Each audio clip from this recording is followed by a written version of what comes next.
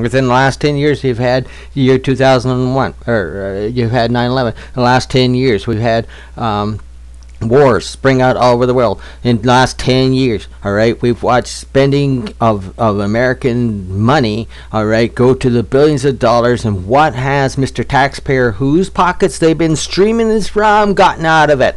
Absolutely nothing. They've taken and shipped it over to the banks overseas. All right, they've invested in economies like India, and they've invested in little Chinese companies and Korean companies and Japanese companies. And I'm not saying anything's wrong with that. Canadians have done the same thing, all right? But I gotta tell you, take a look and see.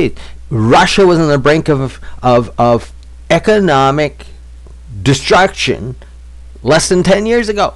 Economic destruction. And their economy has, because of investments from both Canada and the United States, from the North American Alliance, investing in the poor little Russians that were going to starve to death if we didn't do something about it. And their whole economic system was about to go bankrupt. And we got bleedy heart conservatives. Hello. Because in the last 20 years, a Bush administration was 8 years long. 2 terms of office. And we watched this stuff, even from prior to Nixon, start coming into place. Reagan set the thing in motion. When was he president? And now they're back to, what do they do? Do they pay us back the loans that we have? Does our governments even go after the loans that we've extended? Loans! Hello! You can't even hold on to your house because of loans, and they're talking about, oh, we're being collapsed by poor Mr. Homeowner who has overextended and is breaking the bank.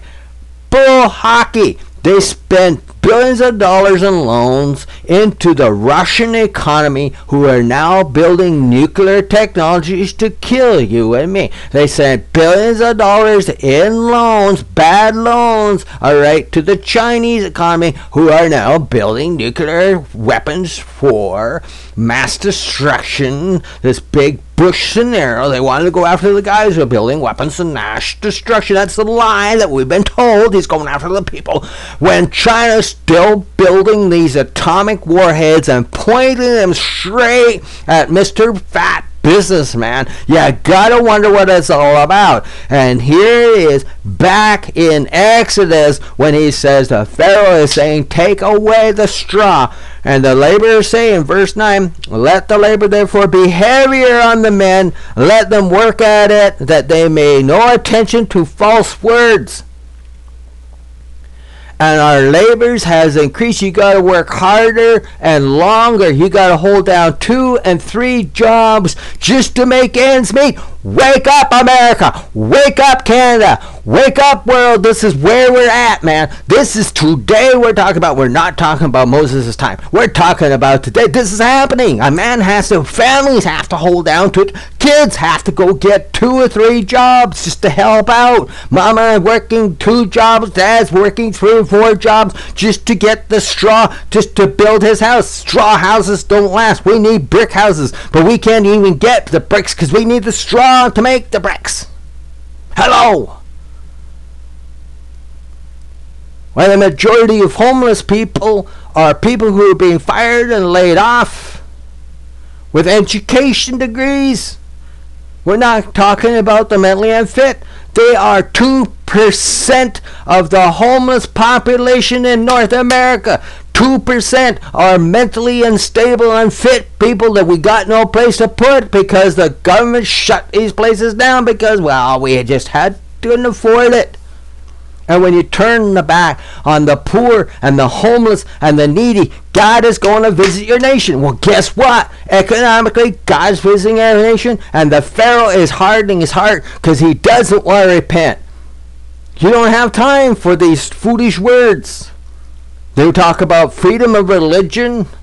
but I can't put a billboard on the buses, on the national transit buses or the civic transit buses that says God is alive and cares about you, but the atheists are fighting for that ability to do it. Just because I have the right to put up a sign inside of my house that says he is not here, he is risen, or another one over here that says something else, or another one over here, or even worse, I got a church, if you're a Christian, or a synagogue that says, hey, somebody called today and wanted to know about you.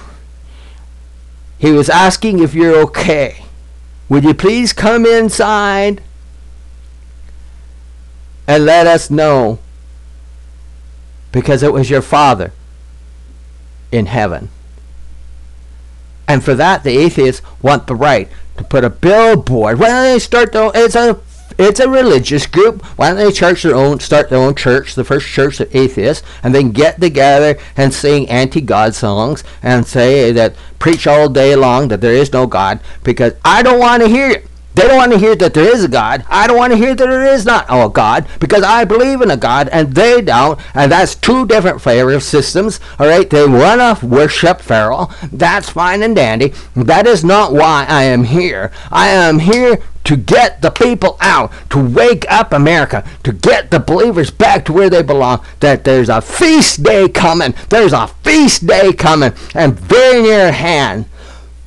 And the shofar is about to blow, and the bride is getting her dress on, and her maids of honor are getting ready, and there's a scrambling going on, because brothers and sisters, whether you're Christian or Messianic or Jew, the message is the same. Guess what? He's coming. The Messiah is coming. The Messiah is coming. The Messiah is coming. The Messiah is coming. Let my people go. Let my people go.